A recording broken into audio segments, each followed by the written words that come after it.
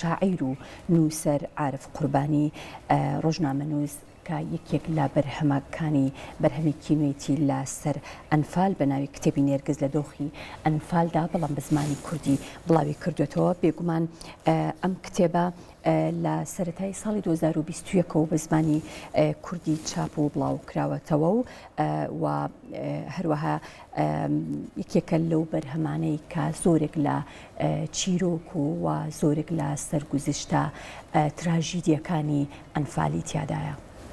بەڵێ بێگومان کوردستان ئەم کتێبە بە ناوی نێرگز لە دۆزەخی ئەنفالدا وەرگێڕاوەتە سەر زمانی ئینگلیزی. بێگومان زۆر گرنگە کار لەسەرەوە بکرێت کە ئەو کتێبانی بە زمانی کوردی و باس لە بارودۆخی کوردەکەن لە سەردەمە جیاوازەکانە کار لەسەرەوە بکرێت کە وەربگەڕێنە سەر زمانی بیانی بۆ ئەوەی چۆن بڵێ هەموو ئەو بارودۆخانی کە کورد و کوردستان پێدا تێپەڕێەوە بۆ وڵاتانی تریش بگوازرێتەوە کاری لەسەر بکرێت بۆ ئەوەی کە بتوانین هەموو ئازارەکانی کورد لە ڕێگەی کتێبەکانەوە بە جیهان بناسێنین.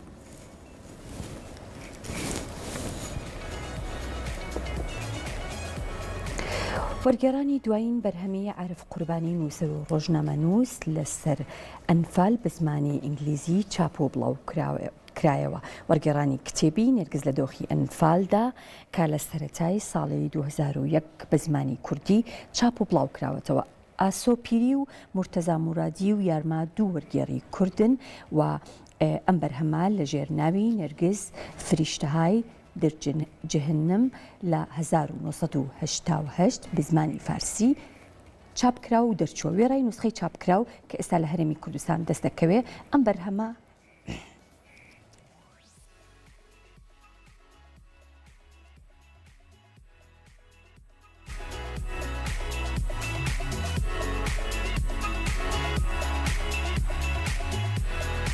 ماڵپەڕی ئەمازۆنیش دانراوە.